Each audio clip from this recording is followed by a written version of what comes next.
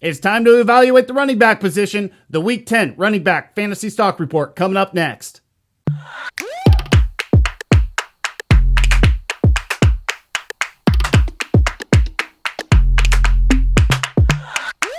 Heading into Week 10, we had some running backs quickly fall down the value chart, and that starts in Philadelphia with Boston Scott.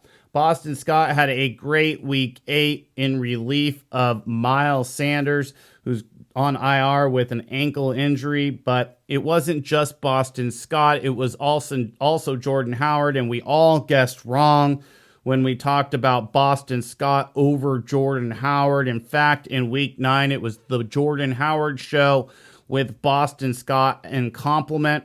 He got 10 totes for just over 40 yards and no catches. It was a bad performance if you put him in your lineup, especially in PPR formats.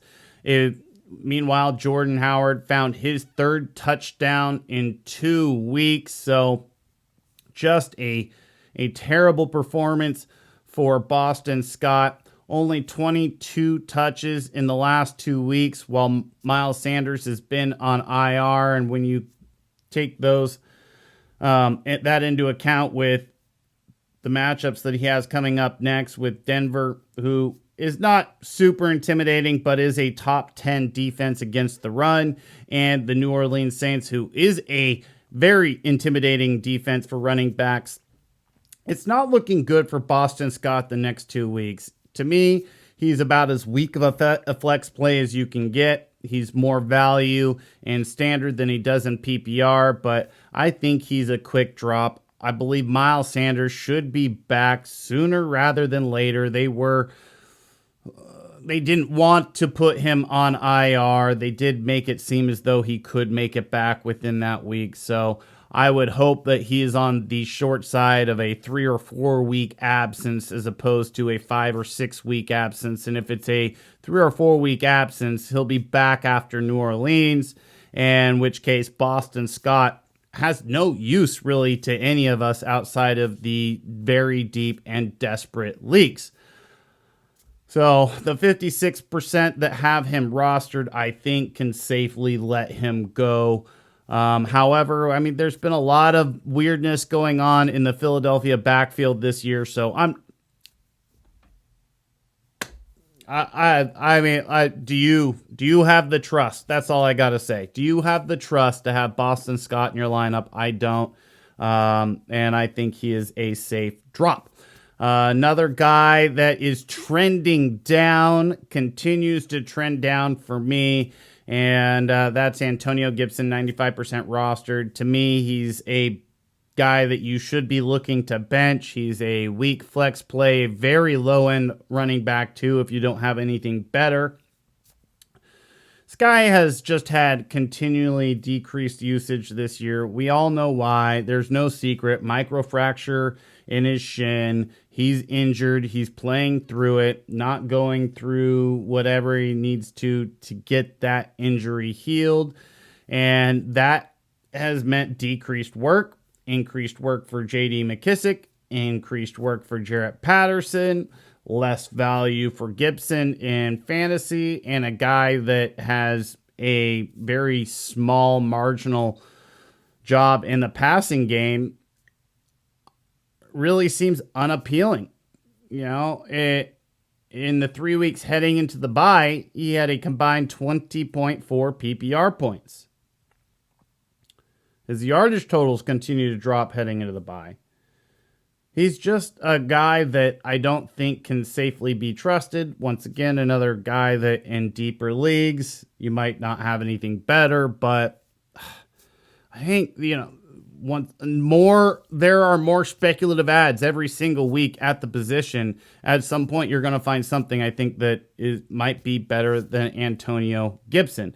There might be some better this week that you would rather play than Antonio Gibson. I guarantee you that there's some out there right now that might be available that I think are going to be better plays this week than Antonio Gibson.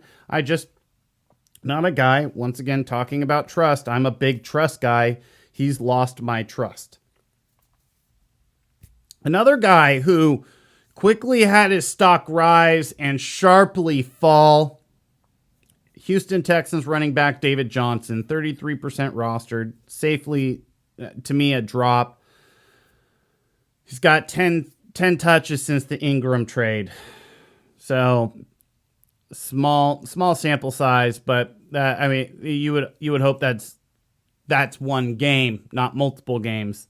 He's only scored more than 10.2 PPR points once in 2021. So his floor is pathetic because it's not 10.2. His floor is not 10 points. So he's got a terrible floor.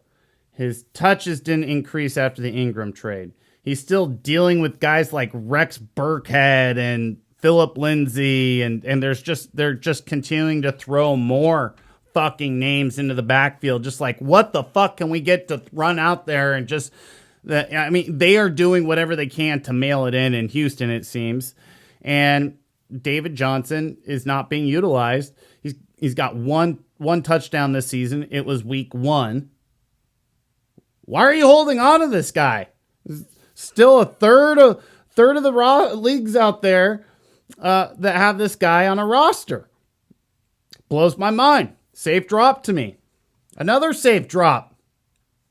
Goodbye, Kenneth Gainwell. Talking about that Philadelphia backfield. We're doing a ton of that. We're trying to evaluate this Philadelphia backfield. We've been trying to figure out this fucking Philadelphia backfield all season long. I don't want to run. I want to run. I don't want to run. Dude didn't want to fucking run until the best running back on his roster got fucking hurt. And then Nick Sirianni's like, I got a bunch of backup running backs. Let's run the shit out of the fucking ball. But the one guy we thought he might be involving every single week was Kenneth Gainwell. The guy that this regime hand-picked, hand-drafted, the scat back, the third down back, the whatever. Clearly the third back in this backfield right now, behind Jordan Howard, who was on a goddamn practice squad all season long. Don't know what's going on with this fucking backfield. The one thing I do know is I don't trust fucking Kenneth Gainwell. Dude's not getting any action. Miles Sanders isn't fucking playing right now because he's IR. And yet Kenneth Gainwell still can't get any good action. Not to mention he's been the least efficient back for Philadelphia this year. I know everybody in the beginning was like, oh my God, this guy's like PFF top graded offensive rookie, blah, blah, blah, blah, blah, blah. Dude's running 3.7 yards per carry this season. Cool it.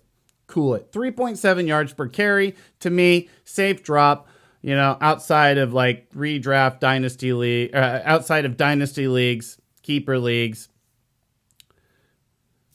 In redraft, he's a drop.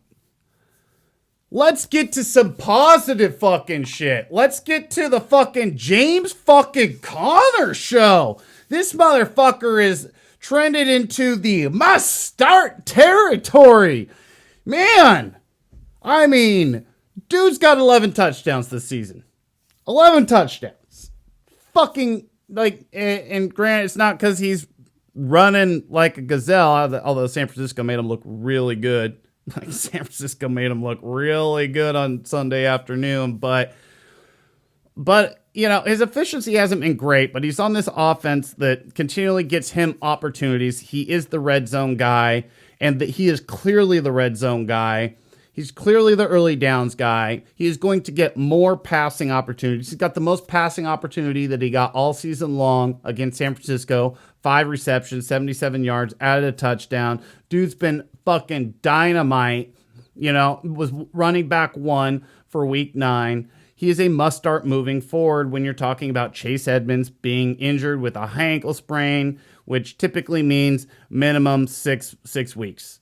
Like, if you're coming back earlier than 6 weeks, you're not going to be effective. Typically, coming off a high ankle sprain, it's just a fact. So I don't think Chase Edmonds is coming back anytime soon. We did see Eno Benjamin a little bit. He is going to be involved, but I do think you're going to see a little bit more work, and not just the running down, but I think more importantly, passing down work for James Conner moving forward. This is a guy that like I said, must play, must start.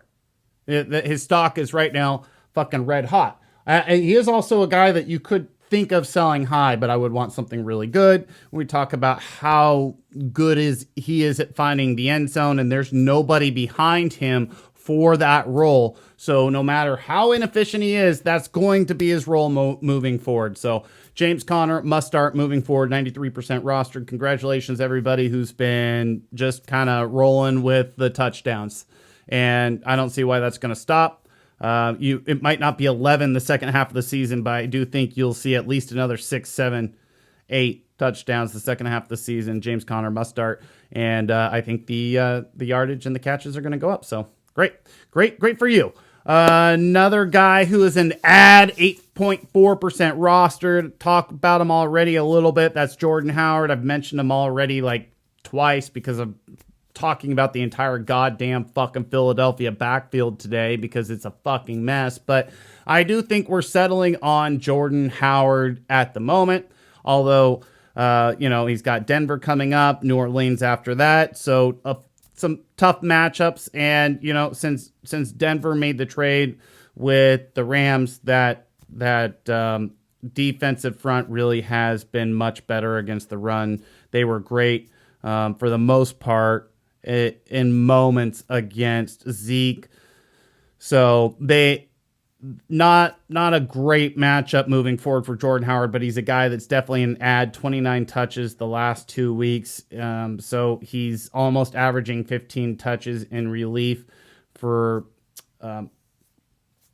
Sanders. And then you think about the fact that that's an uptick last week. He ran the ball 17 times the last week, and I believe he caught a couple balls as well, so he is being involved a little bit in the passing game. So 3 touchdowns the last 2 weeks. He's being utilized in that role, and they are actually using their running backs at the moment in Philly. Like I said, they look a little more committed to the run. It's hard to tell what the hell they're doing in Philly, but right now they look committed to the run and they look committed to Jordan Howard. Another ad would be Eno Benjamin, virtually inaddable in 100% of leagues. He's 0.1% rostered, so there are a couple managers out there who have already added this guy to their rosters, but he is the next man up in Arizona for that Chase Edmonds role. He's considered that scat back, so he should be involved in the passing game. This is definitely more of a PPR guy than a standard guy. I don't think he's going to get a ton of work in between the tackles. Definitely not a grinder, but he is going to get work in relief of James Conner, and I do think that he will be involved. I wouldn't be surprised if he gets anywhere from 9 to 12 to 15 touches any given week. So there is some flex value in PPR format, especially on bye weeks. You're trying to fill a role if somebody gets injured. So Eno Benjamin, a guy that could be an ad, could be on the watch list. I don't think a ton of people are going to add him this week, but he's definitely a guy that I want to watch moving forward. And he could be a preemptive ad, what I call speculative ad, to see what he's going to do if you have an open roster spot. Another guy who is an ad with the value moving up, we've talked about him last week. That was Adrian Peterson. He's 51.9% rostered. We all know him. I'm not going to talk a lot about him, but he did get 11 touches in his first game back. He was on the roster for like 4 days. He got 10 rushes, 1 catch, which was actually surprising. Didn't do much with it. Got like 5 yards. But he got 10 rushes. I think he got like 22 yards with those rushes. So it wasn't uber efficient. But it was a tough matchup. That is the LA Rams aren't like a must avoid defense, but they are pretty tough against the run. That was a tough matchup to just come back. He obviously is the guy that they're going to trust in the goal line role, at least for the moment. Got a touchdown right off the bat. I think he will have opportunities almost every week in the red zone to get a touchdown. So to me, he's like Latavius Murray-ish. What we got from Latavius Murray while he was healthy from Baltimore. Nothing super sexy, but if you need a warm body, in your flex, in your RB2 emergency break glass in case of emergency type guy. Adrian Peterson kind of fits that role. Another guy that I actually think looked more explosive in this backfield was Dearness Johnson. Deontay Foreman, Looking at my notes, I got lost. Deontay Foreman, he's about 1% rostered. He's a great speculative ad / watch list guy. He averaged over 5 yards a carry. He only got like 5 carries for Tennessee on Sunday, but to me looked like the most explosive between him, Peterson, and McNichols. But we've seen the Deontay Foreman show before. He's never been able to really stay healthy. All this potential, but never been able to see it come to fruition. So I do think there's a path to more work if he can continue to show that he's the most explosive back, that he's the most explosive runner between the tackles. I do think that there is a path to double-digit touches for Foreman in a competent offense. So, this is a team that has playoff aspirations. And when you're talking about a team with playoff aspirations, you got a running back that's going to run for 5 yards a carry and one that's running for 2. And not to mention, Adrian Peterson also has a history of fumbling. So he has a history of fumbling. He's averaging like 2 yards a carry, and Foreman's averaging like 5 yards a carry. At some point, they are probably going to switch to Foreman. So I think that there is a path to where he can be fantasy relevant later on, which is why I call him a speculative ad, more of a watch list guy. But there are going to be savvy managers out there that are going to try to bypass the watch list and add him as a speculative ad. Quickly, Dearness Johnson, obviously you knew he was coming because I mentioned him earlier. Dearness Johnson, 45% rostered. He was massively dropped after Chubb returned. Well, Chubb is now on the COVID list. He did get vaccinated, so he can technically get back in time for this game, but he needs 2 negative tests within a 24-hour period, which opens the door for Dearness Johnson to have a legitimate opportunity this week in a great matchup, a great Week 10 matchup that he should actually do really well in if he gets the opportunity. This is a guy that I would totally play right away. Just like he's not a long-term ad, and unless you're a Chubb owner. But he's not a long-term ad. He's a plug and play for this week if Chubb doesn't play. So there's a decent chance Chubb doesn't play. I believe Felton also has COVID, so it would be the Dearness Johnson show. It would just basically be Dearness Johnson. And in a good matchup, we've seen what he can do against the Denver Broncos. Against my Denver Broncos, he sliced and diced them to pieces. And New England in Week 10, they're 19th against running backs this season in fantasy. So I like Johnson's odds of being a high-level RB2 or a mid-level RB1 in Week 10. Finally, I'll just touch on DeVonta Freeman, a 13.4% rostered running back out of Baltimore. All season long, to me, he looks like the most explosive back of any back not named Tyson Williams. And we all know Tyson Williams doesn't have the trust of this coaching staff, isn't going to really touch the ball, isn't going to really touch the field. Le'Veon Bell did look better last week, but I do think from the beginning, since the first time I saw Freeman touch the ball in this offense, he looks like the most explosive back not named Williams. Latavius Murray continues to be missing at practice this week, so it should be Freeman once again getting the start for Baltimore in a great matchup against Miami on Thursday.